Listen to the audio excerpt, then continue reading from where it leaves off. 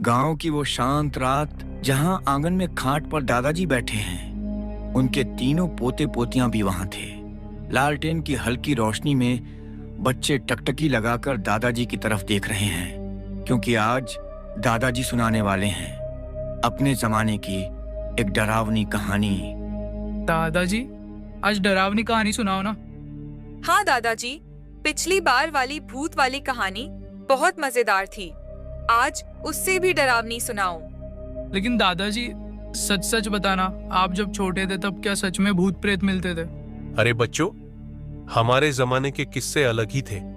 आजकल के लोग हंसते हैं इन बातों पर, लेकिन उस वक्त गांव वाले इन चीजों से डरते थे। आज मैं तुम्हें एक ऐसा किस्सा सुनाऊंगा जो मेरे जमाने में गांव का सबसे मशहूर किस्सा हुआ करता था। कौन सा किस्सा दादाजी? किस्सा उस भूतिया रास्ते का। गांव के बाहर खेतों के बीच से होकर एक लंबा सुनसान रास्ता निकलता था। दिन में तो लोग उस रास्ते से गुजर जाते थे, लेकिन रात को उस रास्ते पर कदम रखने की किसी की हिम्मत नहीं होती थी। क्यों दादाजी, उस रास्ते पर ऐसा क्या था?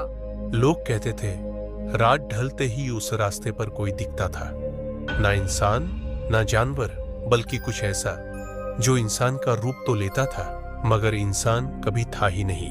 बच्चों की सांसें थम सी जाती हैं। ये किस्सा बहुत पुराना है, जब मैं भी तुम्हारी उम्र का था। उस वक्त गांव में हर किसी की जुबान पर इस रास्ते की चर्चा रहती थी। लोग कहते थे जो भी उस रास्ते पर रात में गया वो कभी वैसा लौटकर नहीं आया। किसी की आंखें हमेशा के लिए सुनी सुनी रह गईं, किसी का दिमाग खराब हो गया और कुछ तो कभी लौटे ही नहीं। दादाजी, आप उस रास्ते पर गए थे क्या? हाँ, गया था, और जो मैंने उस रात देखा था वो मैं आज तक नहीं भूल पाया हूं। बात बहुत पुरानी है। उस समय मैं भी तुम्हारी तरह छोटा ही था। गांव के बाहर खेतों के बीच से एक लंबा सुनसान रास्ता जाता था। दिन में लोग उसी से होकर कस्बे तक पहुंचते, लेकिन रात में कोई उस रास्ते की तरफ नजर भी नहीं डालता। गांव के लोग कहते थे उस रास्ते पर कोई अदृश्य ताकत रहती है। बच्चे चुपचाप सुनते हैं। उस समय गांव में एक बूढ़े चाचा रहते थे, नाम था राम खेलावन। लोग कहते थे कि उन्होंने उस रास्ते पर कई बार अजीब चीजें देखी थी। राम खेलावन चाचा हर किसी को समझाते, रात में उस रास्ते पर मत जाना, वहां कोई परछाई घूमती है। लेकिन बच्चों, गांव में कुछ लोग ऐसे भी थे जो मजाक उड़ाते थे। वे कहते, भला परछाई से भी कोई डरता है क्या? और यही लापरवाही कई बार भारी भी पड़ती थी। दादाजी, आपने उस रास्ते पर क्या देखा था? सुनो, उस रात की बात है। गांव में किसी का ब्याह था। मैं भी अपने दोस्तों के साथ बारात देखने गया था। रात काफी देर हो गई थी। जब लौटा तो बाकी सब लोग गांव की गलियों से होकर घर चले गए, लेकिन मैं अकेले उस सुनसान रास्ते से गुजरने लगा। बच्चे सांस रोककर सुन रहे हैं। शुरुआत में सब ठीक था। चांदनी हल्की हल्की फैली थी, रास्ते के दोनों तरफ खेत और बीच में वो लंबी पगडंडी। मैं धीरे धीरे चलता रहा, लेकिन कुछ दूर जाकर अचानक ऐसा लगा जैसे पीछे कोई चल रहा हो। मैंने सोचा शायद मेरा वहम है, लेकिन बच्चों, जब मैंने कदम तेज किए तो पीछे से भी किसी के कदमों की आवाज तेज हो गई, जैसे कोई बिल्कुल मेरे पीछे पीछे चल रहा हो। मेरे रोंगटे खड़े हो गए।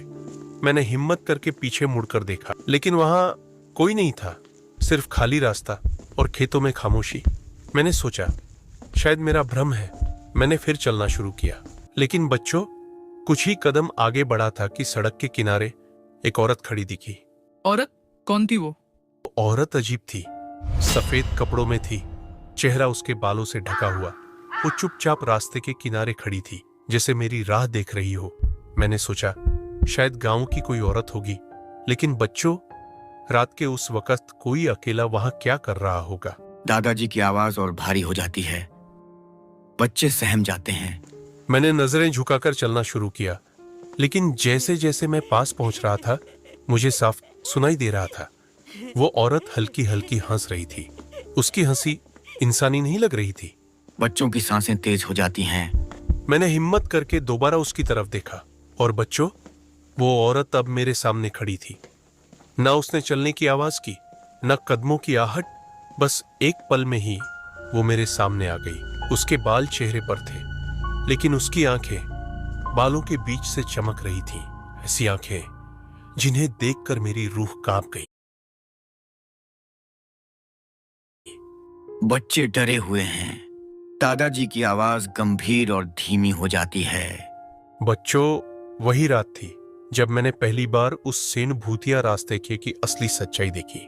बच्चों, वो औरत अब मेरे बिल्कुल सामने थी।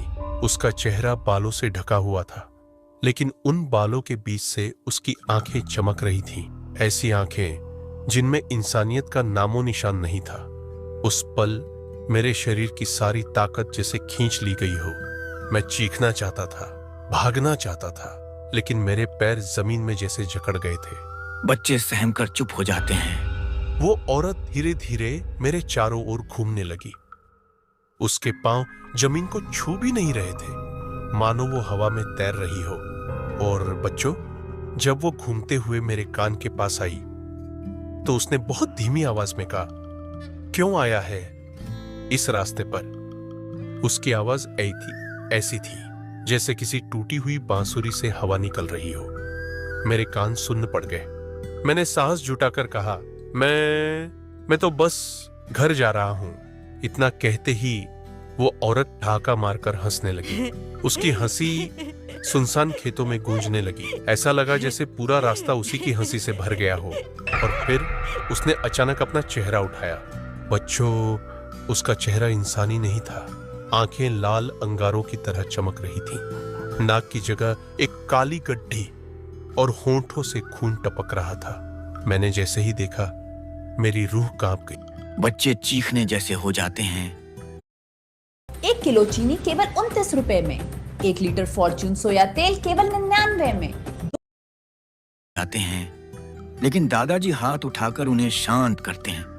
मैंने हिम्मत करके पीछे हटना चाहा, लेकिन जैसे ही मैंने कदम बढ़ाया, वो औरत हवा में उछली और मेरे ठीक सामने आ गिरी।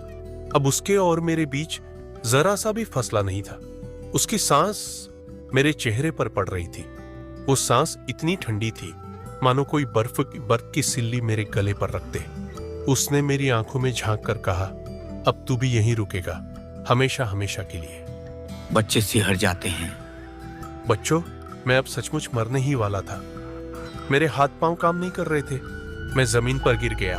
उस औरत ने अपने लंबे हड्डियों जैसे हाथ मेरी गर्दन की तरफ बढ़ाए और तभी गांव से मंदिर की घंटी बजने की आवाज आई। उस आवाज के साथ ही वो औरत एकदम पीछे हट गई। उसकी आंखों की चमक धीमी पड़ गई और देखते ही देखते वो धुएं की तरह हवा में गायब हो गई। लालटेन हाँ बच्चों, मैं वहीं जमीन पर कुछ देर तक पड़ा रहा।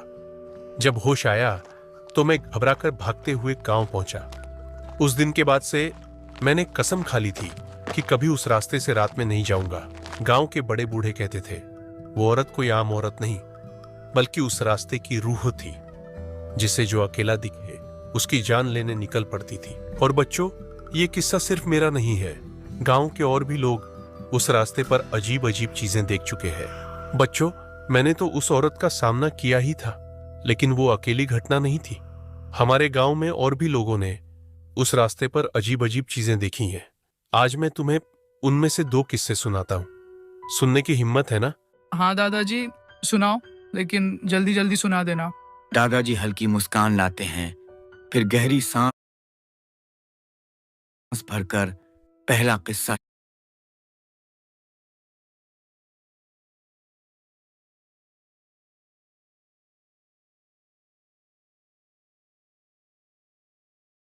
शुरू करते हैं। ये बात बहुत पुरानी है। शंभू काका हमारे पड़ोस में रहते थे। बहुत मजबूत आदमी थे, ना किसी से डरते, न किसी बात पर भरोसा करते। एक रात खेत से घर लौटते समय उन्होंने उसी सुनसान रास्ते को चुना। गांव वालों ने लाख मना किया, लेकिन वो बोले, अरे भूत प्रेत कुछ नहीं होता, सब दिमाग के खेल है। वो चल रहे थे। अचानक उन्हें लगा जैसे उनके पीछे कोई चल रहा हो। पहले तो उन्होंने ध्यान नहीं दिया, लेकिन जब वो रुके तो पीछे से पायल की छन छन की आवाज भी रुक गई। और जब वो चले तो फिर वही छन छन। बच्चे चौकन्ने होकर एक दूसरे को देखते हैं। शंभू काका को गुस्सा आ गया। उन्होंने पीछे देखा, लेकिन वहां कोई नहीं था। फिर जैसे ही आगे बढ़े अचानक एक हवा का झोंका आया। अंधेरे में उन्हें साफ साफ दिखा। एक लंबा साया पेड़ से उतरकर धीरे धीरे उनकी ओर बढ़ रहा है। काका घबरा गए।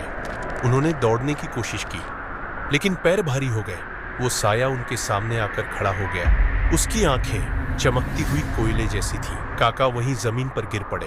होश तब आया जब गांव वाले सुबह उन्हें उसी रास्ते पर बेहोश पाए। उस दिन से शंभू काका कभी रात में अकेले खेत नहीं गए। हमेशा किसी को साथ लेकर ही निकलते थे। दूसरी घटना और भी अजीब थी। ये किस्सा है रामकिशन चाचा का। वो एक बार रात को गांव लौट रहे थे। रास्ते में एक बड़ा नीम का पेड़ आता है। कहते हैं उस पेड़ पर कोई रूह रहती है। रामकिशन चाचा जब उस पेड़ की जमीन को छू रहे थे, 3 दिन तक बिस्तर पर पड़े रहे। बाद में जब होश आया तो उन्होंने साफ कहा, वो इंसान नहीं थी, वो नीम के पेड़ वाली चुड़ैल थी। बिल्ली जैसी चीखा सुनाई देती है। बच्चे डर जाते हैं। तो बच्चों, ये रास्ता और वो नीम का पेड़ आज भी गांव वाले याद करते हैं तो कांप उठते हैं।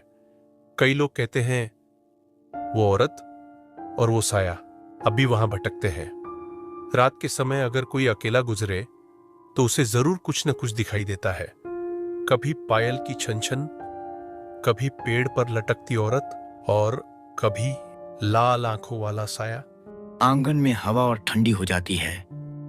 बच्चे सहमे सहमे दादाजी को देखते हैं। दादाजी, अगर सच में कोई भूत मिल जाए तो क्या करना चाहिए? यही तो सबसे बड़ी बात है बच्चों। भूत से भागने वाले लोग बच भी जाते हैं और कई बार नहीं भी, लेकिन जो डर पर काबू पा ले वो ही जिंदा घर पहुंचते हैं। पर याद रखना, उस रास्ते से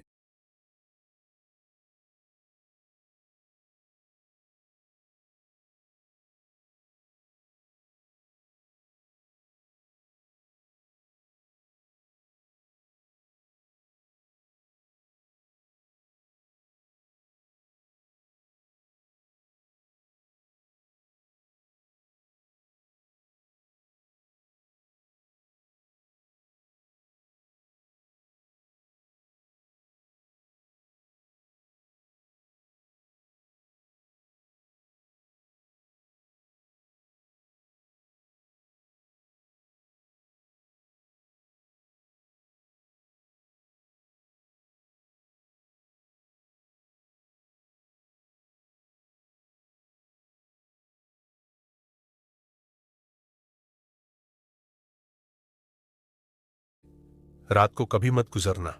धीरे धीरे तीनों बच्चे उठते हैं। कदम दबाकर आंगन के कोने से निकलते हैं। देख लेना, अगर दादी को पता चला ना तो बहुत डांट पड़ेगी। अरे डरपोक मत बन, बस नीम का पेड़ देखेंगे और लौट आएंगे।